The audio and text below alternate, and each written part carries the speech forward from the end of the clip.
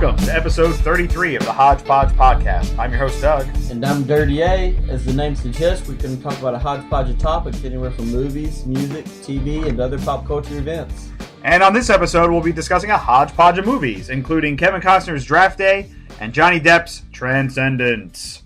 You can reach us at thehodgepodgepodcast@gmail.com or over on our website, thehodgepodgepodcast.com, or over on my review blog, dougreviews.blogspot.com.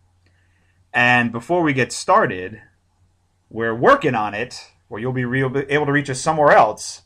Yes, the Hodgepodge Podcast is finally going to be on iTunes. We think. That's right, you heard that right, folks. We're going super high tech. It only took 33 episodes for us to find the page that told us how to get to iTunes. So for all 5 of you listeners out there. But no, we're working on it. We have like the feed down. Technically, you could subscribe to it now, but we want to actually get it into the directory in iTunes, and that takes some doing. We really got to get back into the Beats laboratory. Lay down some good beats first. Security. Science division. Prestige. Worldwide. Wide. But as we said at the start, we're going to be discussing a bunch of movies today. 5 movies we'll be discussing today. Yeah, we've been busy. Yeah, we've been busy. It's been a busy week. We'll just jump right into it. We'll get started. Or do you want to list the movies that we're talking about so people can see if they want to skip ahead? Sure. So we'll talk about Draft Day. Right. Then we'll move into Johnny Depp and Transcendence. Okay. Then yeah, we'll get to that, buddy. Calm down. Then we have a new vehicle from Scarlett Johansson called Under the Skin. Yep. What else we got there, Doug? We have Jude Law's new movie, Dom Hemingway. And then we have an early review of Seth Rogen and Zac Efron's comedy that comes out in May, Neighbors. There we go. So we'll get started with Draft Day. We mentioned back on our March movie roundup that there was a movie that we were holding over, and it is Draft Day. We saw this quite a while ago now. Yeah, we saw it as we're recording this, it came out last week, but we saw it back in March. Yeah, we saw it several weeks ago. Yeah. We didn't feel it really warranted a separate early review, if you will. Yeah. It's a pretty stale movie. I mean, it's not overtly bad. It's got nothing new to bring to the table. It's just kind of flat. There's no surprises in this movie at all. Oh, really? No surprises in this movie. No. Oh, okay. 0. Oh. Kevin I'm trying Costner. to make it a little more surprising. You were just being sarcastic. Yeah. Kevin Costner, his comeback train is trying to roll on. He showed up in last year's Man of Steel. He was in the Jack Ryan movie. And then he was in 3 Days to Kill, which was god-awful. Yeah. So now we have Draft Day, directed by Ivan Reitman, yeah. who, as our listeners know, did Ghostbusters. Who are you going to call? Ivan Reitman, apparently. And will not be doing Ghostbusters 3, apparently. Good for him. Yeah. Good for him. So, Draft Day, basically, it is what the title is. Kevin Costner is the general manager for the Cleveland Browns. A meteorologist? That's Groundhog Day. Oh. He is the general manager of the Cleveland Browns, and it is the NFL draft's first day, the opening day of the NFL draft.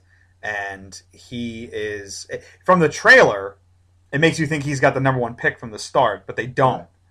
So there is a twist. Oh, yeah, there's a real twist in the beginning. And what happens is he makes a trade with another team. Now, the problem is they set this movie, it's like present day. Like they set up for this year's draft. They're like, oh, it takes place in May. And I thought it took place in April, but the draft does take place in May. I would have no idea. I know you don't. I'm just saying. So they actually set it up for this year, but the team he trades with to get the number 1 pick is the Seattle Seahawks, who won the freaking Super Bowl last year. And if anybody knows anything about football, they I know you don't, Dirty A, but they seed the draft as the team that wins the Super Bowl gets the last pick, not the first pick. So it's like they maybe should have they should have done it when they already have like the footage and they have to substitute. And they're like, well, now we have to trade with the Houston Texans. It's like insert filler image. Exactly, right? Yeah. So that kind of took me out of the movie just a little bit because I'm like, they won the fucking Super Bowl. That was the smallest. Oh yeah. But And by the way, Kevin Costner was fine in this movie. He was fine, but he also looked kind of bored in the movie. Well, that's because he didn't have much. There's not much to work with here. It is what it is. The other thing I hated about this movie, hated maybe a strong word, but again, because I didn't hate the movie, I just it was blah. Yeah, is the collapsed time frame here. I don't know much about the draft, but I do know that not everything takes place in this 12-hour period, right? They would have been wheeling and dealing long before this, but this makes it sound like it's like they all punch a time card and the clock starts, and then that's the only time they're dealing in all this shit. A lot of stuff does happen during the draft day, like a lot of in this movie. The problem with the movie is it's not the wheeling and dealing as far as the actual draft goes. That I was fine with. It's all the other personal shit that's going on in his life that just happens to be coming to a head on this day. Right. I'm just like his mother wants to spread the father's ashes on that day, and it's like the mother of the father who was the coach, so she was a coach's wife, right? So she would know how busy he is on draft day. The day was, but she's like, no, we've got to do this today. Yeah. And she was played by Ellen Burstyn, she of the two-toned hair. She did have two-toned hair. Me and Doug both looked at each other at the same point in the movie and were like, what is with her hair? One half's white, the other half's orange. Cruella de Vil look going on. She's like a creamsicle. Yeah. It's a good cast. I mean, Chadwick Boseman, who played Jackie Robinson in 42, he's going to be James Brown in Get On Up later this summer. He's in it. Dennis Leary plays the coach. Jennifer Garner plays Kevin Costner's much younger girlfriend. And Frank Langella plays the owner of the team. And it's also got what's his face, Jonah from Veep. He's on it. And Diggle from Arrow is on it as well. She sure is. Yeah, so I mean, it's got a good cast. It's a relatively inoffensive movie. People were clapping at the end. We're like, "What are you clapping? This was not like a masterpiece, people." It's like it was just kind of like a mediocre movie. I mean, the biggest fault with this movie is this: the thing that happens that makes him look like this hero for the team as what is his job? Draft. What is his actual... He's the general manager. General manager. The thing that happens, it just falls into place for him. It's not even his decision. Yeah, it did. But he's like, yeah. Yeah, it was like, woo, way to go. But it had nothing to do with he got them in the mess to begin with. Yeah. It literally turned out the exact same. I mean, it was insane. Yeah. It was all luck. I liked Leary in this a lot. Yeah, Dennis Leary was good. Leary was really good. Yeah. I mean, he played Dennis Leary, like a hothead guy, very opinionated, self-grandizing type of guy. But he was really good in this. He was very entertaining. Superman from Smallville, Tom Welling, he's in it too. Yeah, that's right. He's one of the players. And they had a couple of one of the guys, the guy who they're predicting to go number one in the draft, was played by Josh Pence. Do you know who Josh Pence played? He played young Ra's al Ghul in Dark Knight Rises. How about that? That was a trivia question last night, and I got it because of this movie. Nice. A lot of comic book stuff going on here. But the other thing with this movie and I think this is part of the reason why it was so safe also, is because they had the full cooperation of the NFL. And the NFL is very famous about not wanting to quote unquote stain the shield. And that's why, if you look at Oliver Stone's movie, Any Given Sunday, it's a fake league because of the stuff they're insinuating in the movie, that they're all the players are drug addicts, basically, all on pain medication. Even going back to Last Boy Scout, that's right. Last Boy Scout. Okay. It's a great movie. It's a great movie, sir. Yeah, because there's always guys murdering guys on the field. Yes. Oh, he's hurt. He's actually really dead. It's time to put him down. Anyway, good movie. Draft day. So draft day, if you can catch it on TNT in about 6 months or 7 months, go ahead. But yeah, it's worth even a dollar Redbox rental or something. Yeah, I guess. Yeah. But especially if you're into this kind of thing. Yeah, it could be interesting. Yeah, it could be interesting. And Kevin Costner's doing his sports thing. Yeah. But all in all, it's just a very blah movie. It's yeah. Like you said, safe. There's nothing that goes out of its way to really entertain here. It's just a very straightforward story. The next movie that we're going to discuss is not a blah movie. It's just a pretty bad movie. We're talking about Transformers 4. Oh, wait. That won't be... That will be later. Formers. That will be later, but it'll basically be we'll use the same tagline there. Yeah, so we're talking about Transcendence. Yeah, well, I was getting to that. Oh. You messed up my intro. Oh, my God, I'm so sorry. We will edit that out. So no, we'll leave it. Forget it. It's too late now. I already got enough work to do. Transcendence is the feature directorial debut of Christopher Nolan's former Academy Award-winning cinematographer, Wally Pfister. Sorry, Pfister. You really fisted this movie. Yeah, he won the Oscar for Inception because his cinematography on Inception, right. Well deserved. I was actually surprised he didn't get nominated for The Dark Knight Rises. I was actually surprised he didn't get nominated. But because the cinematography in that movie is really good, no matter what you think about it. But this was his directorial debut. We were looking forward to this movie. Because of the pedigree. And I knew it was going to be on the fence. I knew it could easily swing either way. Yeah. But the topic was very intriguing. Yeah. I mean, even though it's been done before, a la Lawnmower Man. Yeah. In the early 1990s. Yeah. It seemed really interesting. Unfortunately, it just didn't deliver. Basically, Johnny Depp plays a researcher, an artificial intelligence researcher. Genius on the subject. Yeah. I read a review, I forget where it was, maybe it was Collider or Entertainment Weekly, and they're like, he plays the type of scientist that only seems to exist in the movies. Right. Where he's like a rock star scientist. Yeah. Nobody, he's like in all the magazines. Right. He's like a Tony Stark kind of guy. Yeah. Right? Like everyone knows, no one would really know a Tony Stark. Right, exactly. And he is married to Rebecca Hall's character, Evelyn. And, she was good. She's kind of continuing her character from Iron Man 3 a little bit. They work in the field of artificial intelligence, and they have created a supercomputer. And he is targeted by these terrorists who are against or anti-technology. Right, Rift. And Rift. And they're led by Kate Mara from... And it's not just him that's targeted. It's the whole community that's working together to try to create this AI. Because what they're working towards is a sentient artificial intelligence, which is... In science fiction and science circles, the theory is called singularity, the technological singularity. But in this movie, Johnny Depp coins it as transcendence. Right. And that's basically what the singularity is that's the point, it's a hypothetical point in the future where artificial intelligence will outstrip human intelligence. And like the way they describe it, because I go to io9.com all the time, and that's a science fiction website, and they're always talking about singularity in science fiction, all this stuff.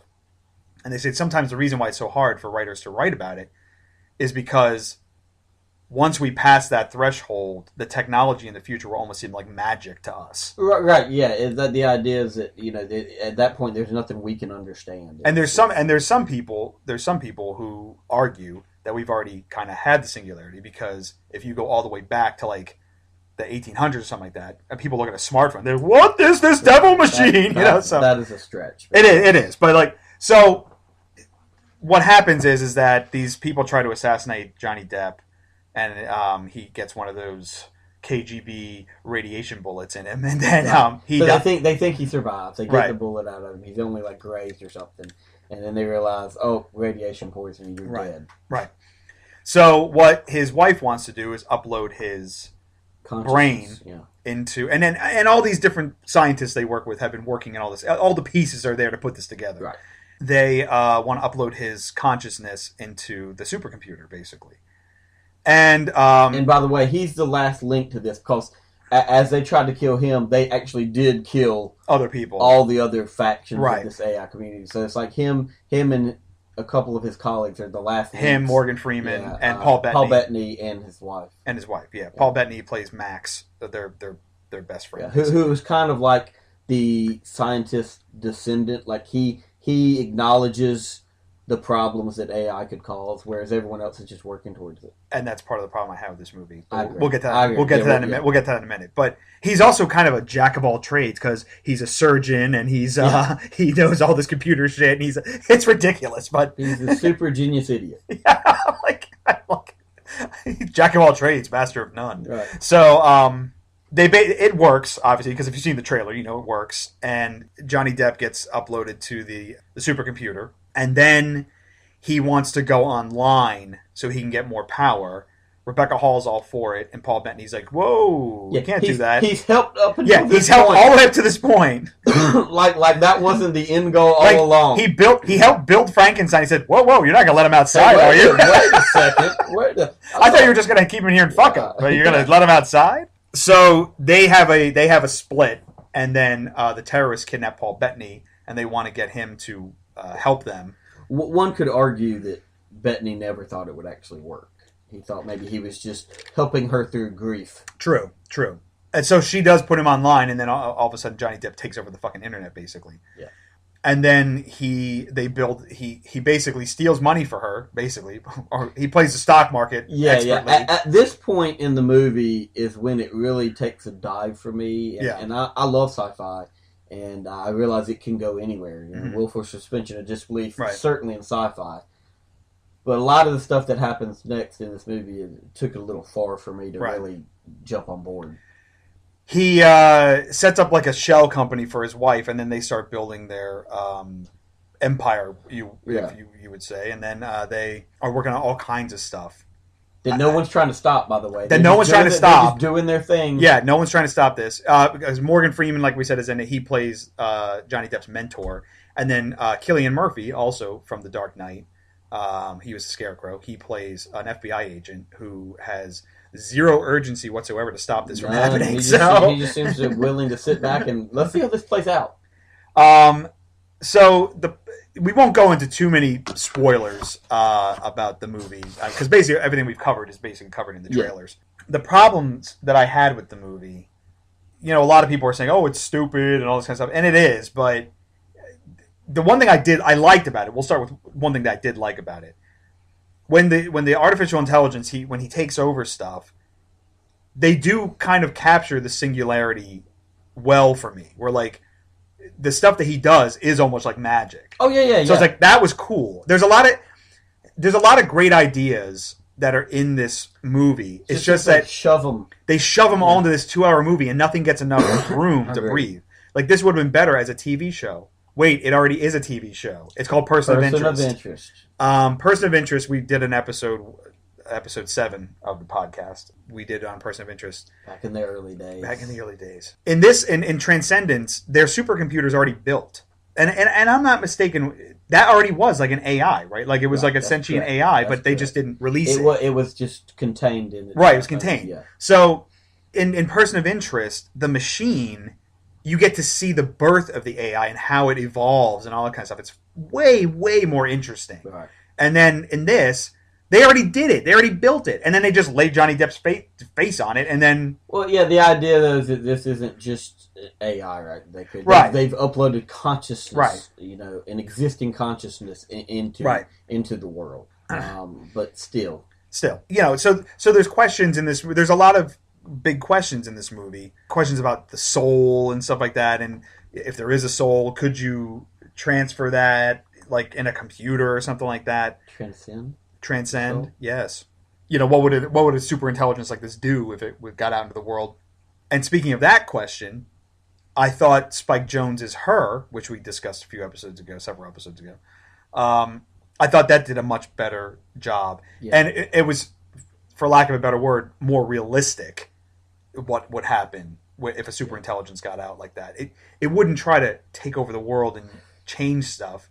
It would outgrow, basically, because like he doesn't see it as taking over the world, though, right? He sees it. No, he doesn't. But I mean, honestly, I like obviously Her much better movie. But I actually do believe if you create a true AI that thinks just like a person thinks, but at a higher level, it's going to try to take over the world. That's what everyone does, right? If the absolute power corrupts absolutely. Right? Yeah. I mean, it's going to do whatever it can to get what it wants.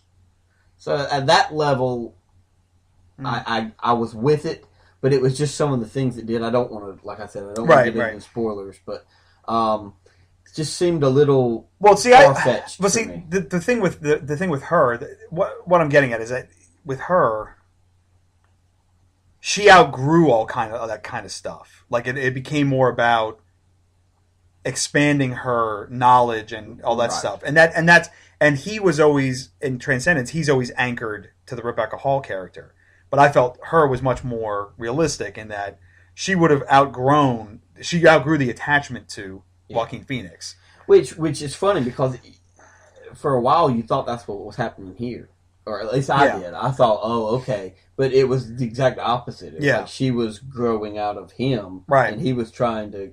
Yeah, it was weird. It was weird. Yeah. And then it's like, and it doesn't really answer. I mean, they kind of sort of, but not really answer the question of the soul thing, because you're never really sure if it's him or if it's a computer pretending to be him. Well, towards the end, I think they kind of answer that. Yeah, it's just and then the terrorist organization is just dumb. Like they're always like waiting. They're like let's just wait and see what happens. Yeah, let's just wait and see what happens. It's like in one scene you'll see Kate Mara try to be this badass, right? And the next thing she's just sitting around going, okay, what are we gonna do? For a quote unquote organization that has infiltrated at these high levels, they're very disorganized. Yeah. So Transcendence, for a word that's supposed to mean uplifting and going above and beyond. Yeah. This does the exact opposite. Yeah. If you want to see something that's about like AI and all that stuff, watch Person of Interest and go watch Her. Yeah. As far as I'm concerned, Transcendence, it missed the mark. Yeah. If they had made this a TV show, I think they could have expanded a lot of stuff and made it more interesting. Everything felt the whole second half of the movie felt very rushed, even though, like I said, all the characters have like zero urgency to do anything. Yeah, it did. And then this one line that they threw out there that really got me. It was like they felt like, oh, we need to put this in just to make the audience think. Mm-hmm. If you will. It's just the one guy who's like, oh, he didn't try to kill anybody. I just like randomly at the end of the big gunfight, by the way. He didn't try to kill anybody. And you're like, why? That was unnecessary. Whatever. The one that got me was at the end of all this shit going down, and then Cillian Murphy literally goes, "Are you all right?" I was like, "Are you a robot?" Because I think you're a robot. It's like, or how apparently the leader of whatever faction, whether it be the FBI, or seemed to change, and they just shift leadership to whoever was in the scene at the time that would be giving orders. It's like what? Like this is not how that works. Yeah, no wonder you're about to die. The script, it was on the blacklist, and the blacklist, it was my understanding. Jack Paglin. Did he write anything else of that's supposed to be like the Hollywood Gold, right? Well, yeah, no, this was his first screenplay, screenplay. No, the blacklist. What I found out was it's technically not the best, quote unquote, best screenplays out there. Okay. They're the most liked screenplays by the producers, and I'm just like, oh, well, that explains why so many films I've seen that are, quote, on the blacklist, I've been like, this movie's a piece of shit. Right. And I was confused about that. I'm like, I thought these were supposed to be like the best screenplays in Hollywood. And they're not, apparently. No. They're just the ones they like the most. Yeah.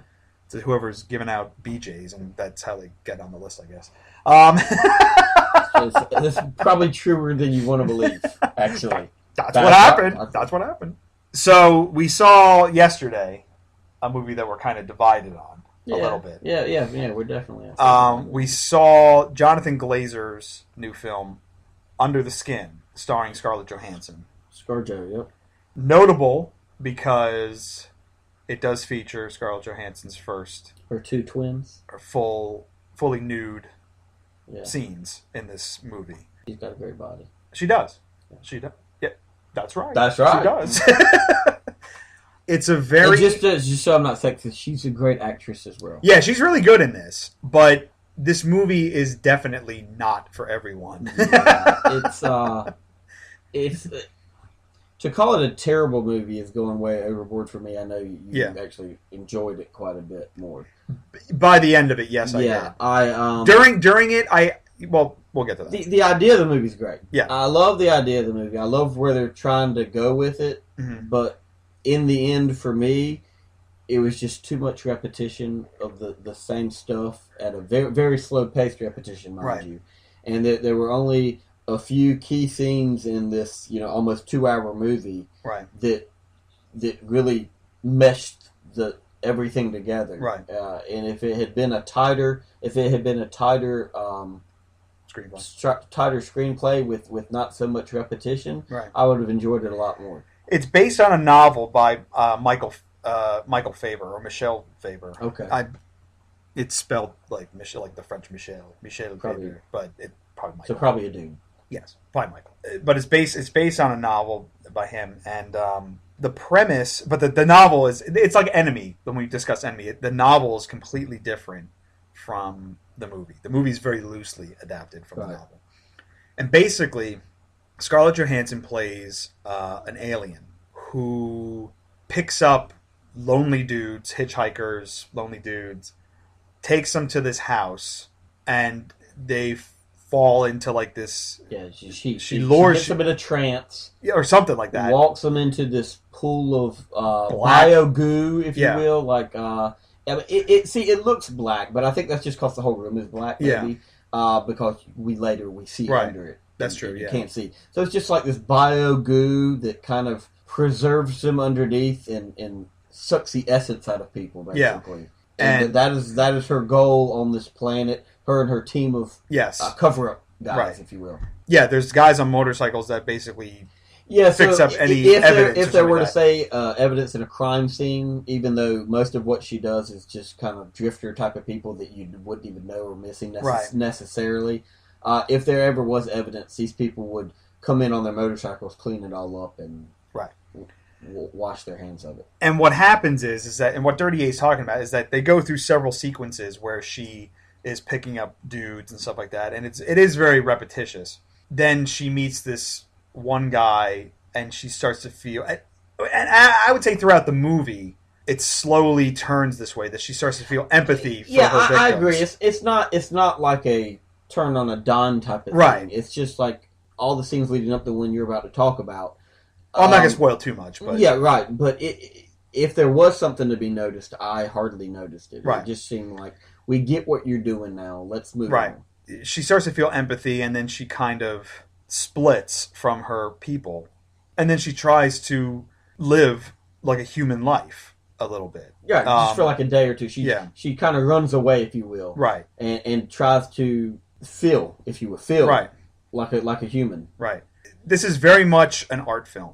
It's very avant-garde. Yeah, it's very avant-garde. There's barely any dialogue in it at all. It's really the only real dialogue there is Scarlett Johansson talking to these guys as she picks them up. And I read that some of the guys that she talks to were real dudes. Like, they weren't actors. They were just real dudes that they drove around. Yeah. And they filmed this mainly in Scotland, I think. And, which is where it takes place. Where it takes place. Some of it was in England as well. The reason why it's so weird and avant-garde is because it is totally from her point of view. And because she's an alien, it makes the movie feel very alien. So it's like, while we were watching the movie, I agreed with you that like there were moments where I was just like, okay, come on, let's get on with it. But by the time I got to the end of it, I was like, I think I actually like this movie. It's like it's very, by the end of it, like, she is like a monster in the beginning, what she's doing. And by the end of it... From our perspective. From our perspective. Right. And by the end of it, I actually felt sympathy for her. And the way that the movie... Very subtly shifted my feelings about her, I thought was brilliant. I was like, that's great. So it's one of these movies... This was like The Fountain for me.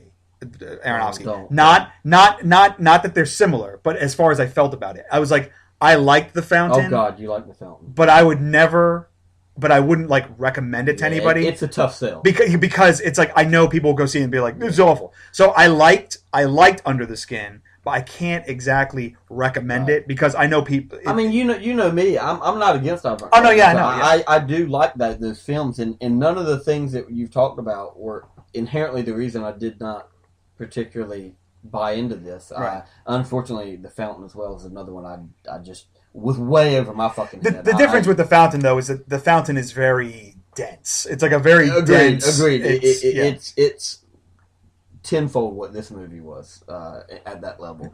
But yeah, I agree with you though. It does try to shift your perspective. It's not like you get the sense that from the beginning of this movie that Scarlett Johansson is trying to be malicious towards humans. She's just doing her quote unquote job. Mm-hmm. I mean, she doesn't feel one way or the other, right? It's kind of like when we squash a bug. It's not like she's hates people or anything. Right. It's just what she's been sent here to do. It's just it's her job, and it's no different than someone sweeping the street for a living, right? And but yeah, from a human perspective, obviously she's killing people. Yeah. But yeah, and by the end of it, she has more or less completely empathized with the plight of the human, and I don't want to give anything away. Right. But yeah, like I said, as the movie was going on, there were definitely moments where I was just like, all right, get on with it. But by the end of it, I appreciated a lot of what they did, and I'd probably watch it again, honestly, to see if I missed. I might watch it again, just to see if I missed something, like knowing the full story from the beginning. But I can't, in good consciousness, really recommend this. To I mean, I'd probably go so far. The highest grade I'd probably give is maybe a B. Yeah, maybe B minus, something like that. But again, it's like I said, your mileage will vary with it, because if you don't like art movies, definitely don't go see it. I mean, from the perspective of just the technicality of an art movie, it's fine. It's okay.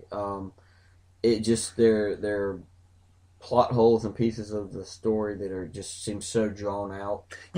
They could have tightened it up a lot more. Like I probably, like, as I'm talking about right now, and this is like how I feel about this movie. Is like, as I'm talking about it now, I'm like, I'd probably go lean more B. But now, like, then I think about all like the stuff, and it's like really, like, these guys are walking to this derelict house. See, you're building up the idea created in your head, but if you look at which is great, it does get you thinking and talking, and that's wonderful. It's just the execution seemed a little overboard at times. Yeah. So, but we were really interested in this movie, and here we are, having a good discussion as we've had off the podcast. So it's kind of like Enemy.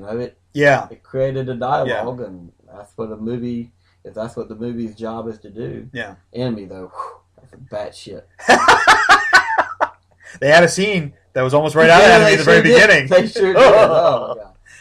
But yeah, I mean, this movie opens up. This movie opens up in pure blackness for literally 20 seconds, and you're just like, you're like, is the projector broken? Because that happened on Transcendence. Right, it just happened before. It's like, is this projector broken, or no? I think I see a dot coming at us. Okay, here we go. Yeah, it's very. I would say the imagery in the beginning was very Kubrick-esque. Very absolutely, like very 2001. Very 2001. Very weird. I don't know. It's like I said. I mean, it's a weird position to be in, where you say, I liked this movie, but I can't recommend it. That's interesting. Check it out at your own risk. That's interesting. If Kubrick had gotten a hold of this movie, scary to think where it would have gone. Yeah, but you do get to see Scarlett Johansson. Jubblies. Just for the Jubblies alone, it's well worth the $8. Or however much it costs. Anything, I don't care. And I had seen plenty of Jubblies that week, because I watched Nymphomaniac Volumes 1 and 2. Oh God, man, how was that? The Volume 1 is actually is good. There's a lot to think about and talk about. Volume 2 just went off the rails. Yeah. And just basically tried to shock you, I think. Yeah. It's all Lars Van Trier. If y'all know Lars Van Trier, either like his shit or you recognize he's completely batshit. You don't want to touch it with the 10-foot pole. So. Yeah, I don't really follow his work. So anyway, I don't need to see shitty beef and his dong. So. But I will say, show a lot of dongs. There's a lot of dongs and under the skin as well. So, but they're from far away. They're from far away. So far away dongs. So Under the Skin, we're slightly divided on. You certainly enjoyed it. I was, I enjoyed the concept a lot more than I did the execution. So it's like I said, after it was all said and done, I came to appreciate it more than when I was actually watching it. Yeah. But you know what? Let's change gears and talk about a movie we both really like. Yes. So this is another indie film that we saw this week that opened up that is not getting a lot of attention, unfortunately. Yeah. Because it's really good, and it's called Dom Hemingway. Yeah. If you haven't heard about it, you're not alone. Most people haven't, but this is directed by Richard Shepard and starring Jude Law. You know, we could certainly talk about some other people in this cast, like Emilia Clarke from Game of Thrones. But this is Jude Law's movie. Oh, yeah. The movie is completely character-driven based on Jude Law's character of Dom Hemingway. Right. The plot is actually pretty irrelevant because you could I'm not. Yeah. You know what I'm saying? You could put him into any situation, and you're watching the movie to watch him react to the situation. Yeah, it's the plot. It's really like a bunch of little vignettes. He plays a safecracker who is getting out of prison after 12 years in prison.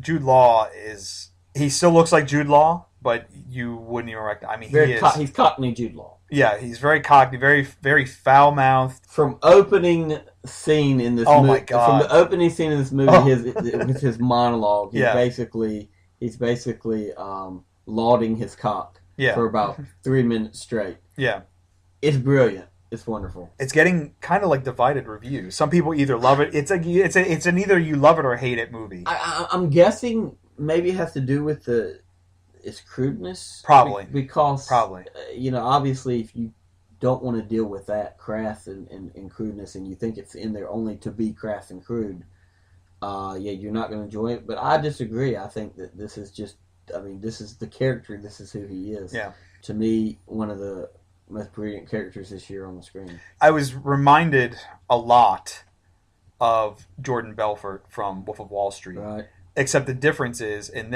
that Dom actually has like a cathartic moment. Yeah. Well, that and he's not exactly smart. Yeah, that's true. But it's also because one of the complaints that I had about Wolf of Wall Street is that it almost celebrated what they were doing. Well, right.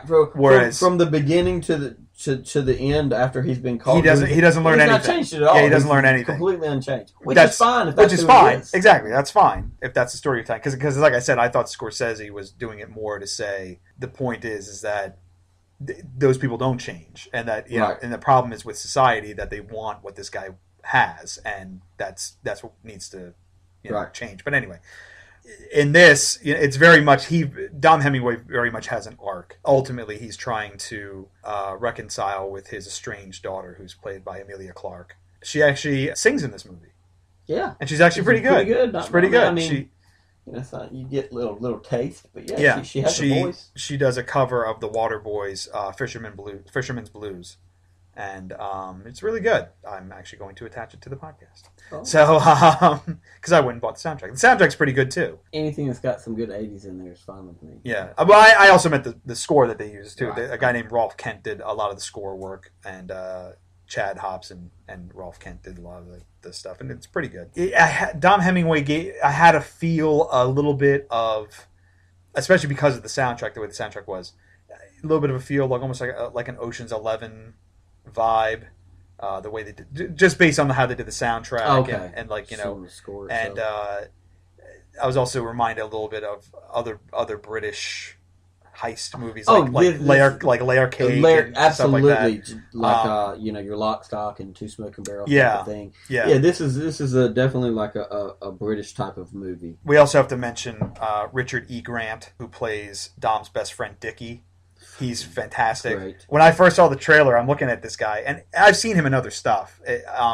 He's face. Kind of that guy. Yeah. But when I saw the trailer for time, I'm like, is that Peter Fonda? I'm like, he kind of looks like Peter Fonda. Yeah. But I know Peter Fonda's not that young.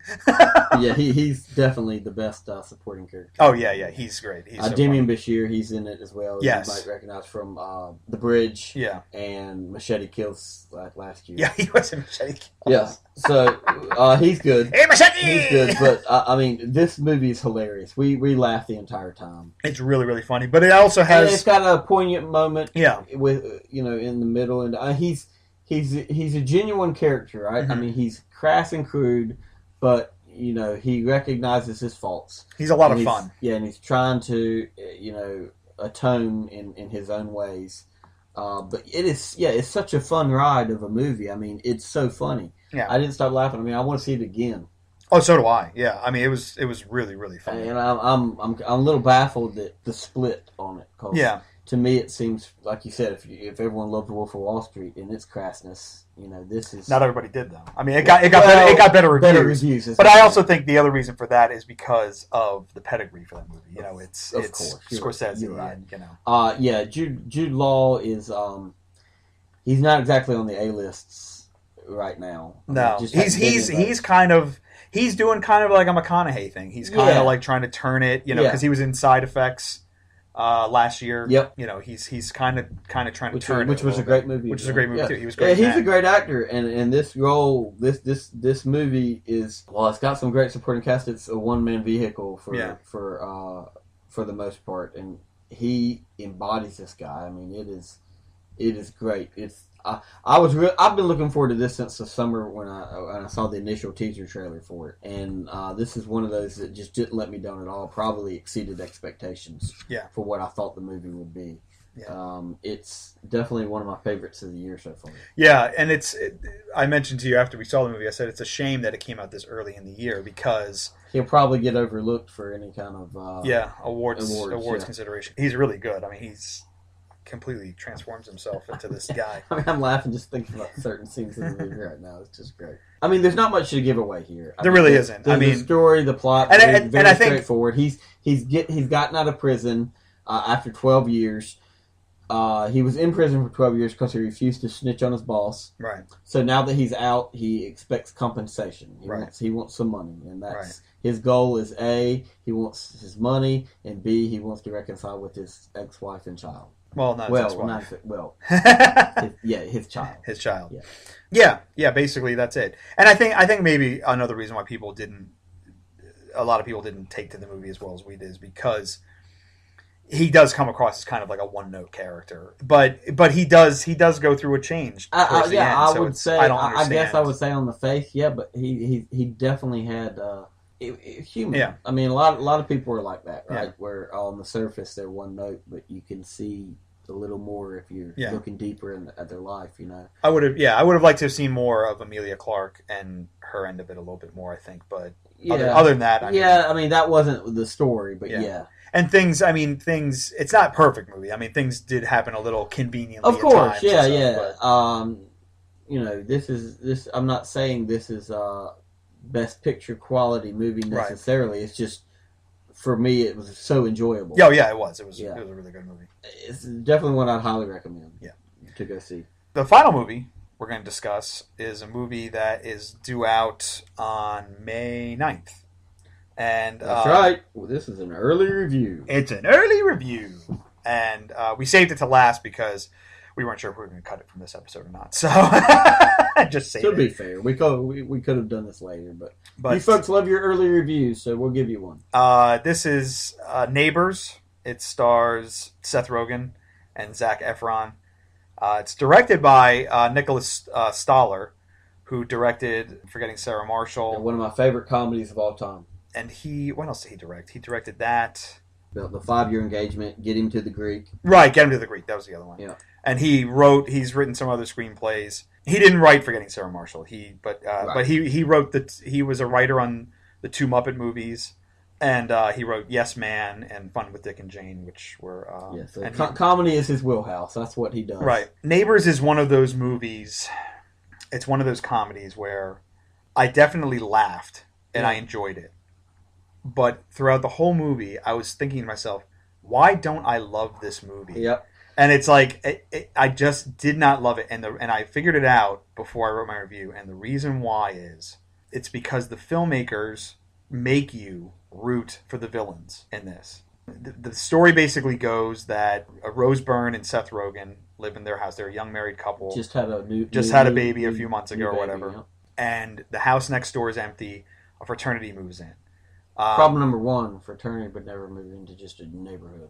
Well, that's part of the problem I had with the movie as well. They never established how close they were to the campus. Yeah, and it couldn't have, but this was a suburban neighborhood. Right. There's no way they were that close to a campus. Anyway, that's small beef. So the fraternity is led by Zac Efron, who plays Teddy. He's the president, and Dave Franco from 21 Jump Street, who plays Pete. He's the vice president of the frat. You have another member of the frat that people know. There's other members in there that are funny, but the one member that you all know is Christopher Mintz-Plasse is in this. Right. McLovin is in this. And he is completely wasted in this movie. I felt. I mean, he's barely in it. He's hardly in it. Yeah. And I was like, how do you take a guy as recognizable as McLovin? They used his face a couple times, and then you don't use him. Made a couple dick jokes, and that was it. Yeah, you assume that what's going to happen is that the frat is going to make these people's lives a living hell. Yeah. The problem is that the filmmakers wanted to have their cake and eat it too. And they wanted these suburbanites and these frat guys to go to war, but they wanted to turn the fraternity stereotype on its head. Right. And they make the fraternity guys, they're all like nice guys. They're nice people. And really all they do is they prank the couple, Rose Byrne and Seth Rogen. They really just prank them with stuff. Nothing really bad. There's a misunderstanding. What happens is they're too loud, and they've established with their neighbors. Look, just let us know if we're too loud instead of calling the cops. Don't call the cops. Well, to be fair, they did try to let them know, but it's probably so loud they didn't answer the phone. Yeah, so they called the cops anonymously. The fraternity, a la Zac Efron and Dave Franco, get really peeved, and so they prank them. Yeah. And their response, Rose Byrne's and Seth Rogen's response to pranking them is to, like, destroy their house. Yeah, destroy their house, try to destroy their lives. Yeah. I mean, it's like ruin their friendships. I mean, like, they are, like, horrible people. Yeah. It's like, you know, and I would have been fine with that if at the end they said, wow, we really are monsters. And nothing. All they're thinking, all they're afraid of is, are we going to be good parents? Yeah, I'm like, no, you're not. You're not. There was a couple times where this movie should have, could have ended, and it didn't, and it just went. The ending went on like about 5-10 minutes too long. Let me say this before we get too far into this. I laughed a lot. Oh, exactly. And the vehicle for that's what this movie wants you to do. Right. So I'm going to recommend this movie. Exactly, yeah. Because I did laugh a lot. And there were so many funny scenes, but if you're looking at the movie as a movie, right, it falls apart. Yeah. For me, it's the exact opposite of Under the Skin. It's like, I'll recommend this movie because it's a comedy, and yes, it made me laugh, and it's very, very funny. I mean, it is very, very, very funny. Yeah.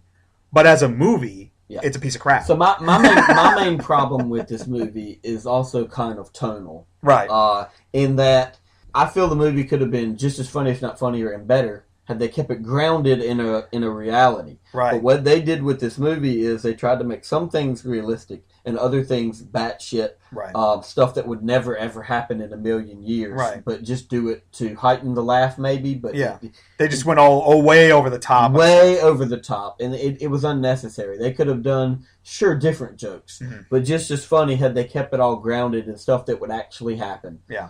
Instead of having a police officer who is completely incompetent, and he seemed like a fake cop. He seemed like Who played him? He's like a comedian. I've seen him before. He's a stand-up. Yeah. He's a stand-up comedian. But yeah, he plays like he watches them get high and laughs at them. And it's like, no, that wouldn't happen. That didn't even add any real humor to the story. I mean, it would have been more realistic if they brought in the cops from which Seth Rogen is one of them. The cops from Superbad. Superbad. Well, yeah. If they to me, they just need to go one way or the other. Right. Be completely crazy like Superbad, and well, that's not completely crazy. I'm sorry. That tone. Actually, to be fair, that's almost the same thing, just with the cops. Right. But for some reason that worked. Yeah. But yeah, the tone here is because the cops are actually doing their jobs at one point. Yeah. Eventually, they'd be like, "Whoa, what are we doing here?" Yeah. But again, that cop thing, that's just an example. Right. The whole movie is chock full of inconsistencies based on reality and stuff that would never happen.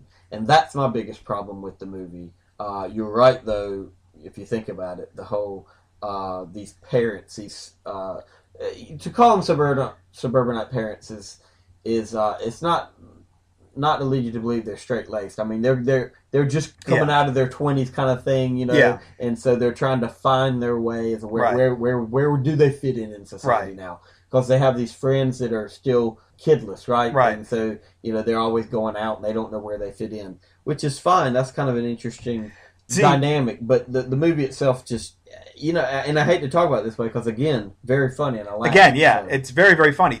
The other problems I had with it was the structure of it. Is that in the trailer, it looks like they have this party, and then they call the cops right away. No, that's not what happens. They do go to the house the first time. They invite them into the house for a party. They party with these guys. Like friends. They befriend them. Yeah. Like Seth Rogen and Zac Efron's characters like bond. Yeah. Then the next time. Granted, it's just a day, but still. They're friended. Now you realize that it's kind of a superficial friendship because Franco does mention, hey, no, we need to invite these people over because we want them on our side. Right. But they legitimately seem to all have a good time. Right. And even to the point where, he gives that gift.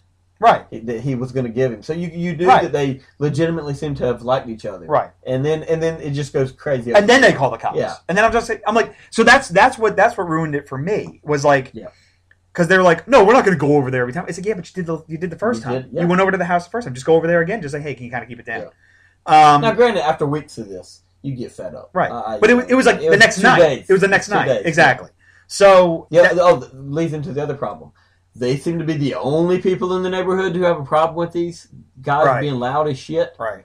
They try to address that by these guys, doing volunteer service to a lot of people in the neighborhood, and helping them out. But still, come on, come on.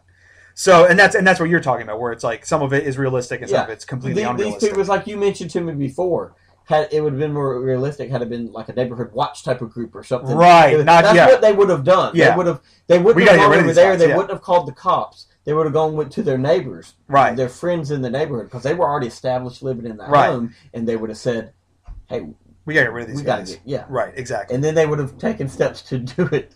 I mean, you take a movie like this, and and then you take something like Revenge of the Nerds, which was way more realistic in the depiction of, and it's like, it just, more realistic and absurd at the same time. Yeah, exactly. Like that movie knew how to do this. Like you were talking about how like the couple, like they have like these issues with like growing up basically and becoming parents and stuff like that. But like, to me, I felt like all the character work was just kind of shoehorned in there in the middle. Like with Zac Efron's character, and then like all of a sudden he becomes a dummy and who's failing school and all this stuff. It's like, I don't think he just all of a sudden became a dummy. I was fine with that. That I thought he was probably a dummy. To me, it just felt like they just kind of shoehorned it into the middle. For me, what they more shoehorned in the middle was the fact that Dave Franco was actually a legit someone who's trying to get his life together and looking at life beyond. Yeah. Either way, it's the same problem. I also thought that there were a lot of moments that I felt they kind of wasted in this, where it felt like it was going to go a lot darker. Agreed. Rose Byrne's character is always complaining, like passive aggressively, how she's stuck at home with the baby and all this kind of stuff. Yeah. And I swear to God, I was expecting a scene to have Zac Efron fucking her at the very beginning. They even allude to that. Was Zac Efron makes a comment? Yeah. At the very beginning, when they initially go over to talk to him, right, that alludes to that, and you think you got the feeling that somewhere in that script that happened, and they just kind of took it out, and I would have preferred it to go that way, to go darker. It would have given a better reason for for them hating the frat guys. I mean, it's like it's just like. Instead, they were basically being completely vicious because they were bored. Yeah, basically, and that's so I'm not saying stuff like you can't have a movie where like the villain is like the main character and all that kind of stuff. Right. But what I'm saying is, don't sell it to me like how am I going to put this? Don't sell it to me that like I'm supposed to be rooting for the good guys when they're worse than the bad. Like it's like I said, the frat never did anything to them that was overly malicious. They were being a frat. They were having parties till 3 or 4 in the morning. Right. Which, granted, sucks if you're if you got kids and you're at home and you're absolutely going to do something about it. But are you going to go burst their water pipes and flood their basement? Yeah. No. Yeah, exactly. The cast does a good job with what they're given. Yeah, I was going to bring that up. The cast here, everyone's... Efron surprised me because I don't really watch his films. He surprised me. He reminded me a lot of how I felt about Channing Tatum in 21 Jump Street, where the pretty boy shows that he can do the funny stuff. Yeah, I don't know that I've ever... I can't... Because he did... I can't pinpoint a Zac Efron. He did a lot of those Disney movies and then those teen movies. Like he did, like, what was it? Not 18 Again, but it was like the remake of that or something like that. Oh, that's right. He did do that. I can't remember. I didn't see it. Yeah, but I haven't really watched a lot. Like I didn't watch that movie, The Paperboy. Yeah, I didn't watch that. So but he holds his own here. He's fine. Yeah. Everyone did a a good job here. It's more of the tone of the tone script. and like the structure of the script. It just kind of fell apart. But at the same time, we laughed a lot. We laughed a lot. It's very, very funny. So if you're looking just to go to the movies when it comes out and just you're like, I just need to see a comedy, so go see it. We're critics being critics on the on the rest of it, but for what it's supposed to do, which is make you laugh, it does in spades. So just don't look too hard at it because you're gonna be like, wait, no, these people are awful. Yep. So I think we'll recommend that just based on the laughter. Yeah, but it's definitely funny, and that will do it for this episode. That's 5 movies that we just ran down for you. 1. Nice. Thank you, Count. Next episode is going to be our summer movie preview. We did not discuss Neighbors in that because in anticipation we're going to do this review. Right. But we cover pretty much everything. We cover X-Men, Spider-Man, Godzilla. A to X-Men. And we cover some indie films that are coming out this summer that we might not even get to see until the fall. But sadly, although we got there's great not new, but we've just been visiting a lot. Theaters got a lot of indie movies. Yeah, they get it pretty soon. Later, yeah. So hopefully we'll get lucky on a lot of these. Yeah, but check that out, and then in 2 episodes from now, we're gonna have our good friend Matt King back, and we will discuss Batman, Amazing Spider-Man, Amazing Spider-Man 2, and all things Spider-Man. We just talked about our last episode. We talked about one of my favorite comic book characters, Batman. Now we get to talk about Matt's favorite comic book character, Spider-Man, and how he's been bent over a table by Hollywood for the most part. It's a shame. it's really a shame the what they've done to Spidey. Poor Peter. Sorry, jerk. Thanks a lot, Sony. Yeah. But so that's the next 2 episodes, and we will see you next time. See ya. I wish I was a fisherman, tumbling on the sea.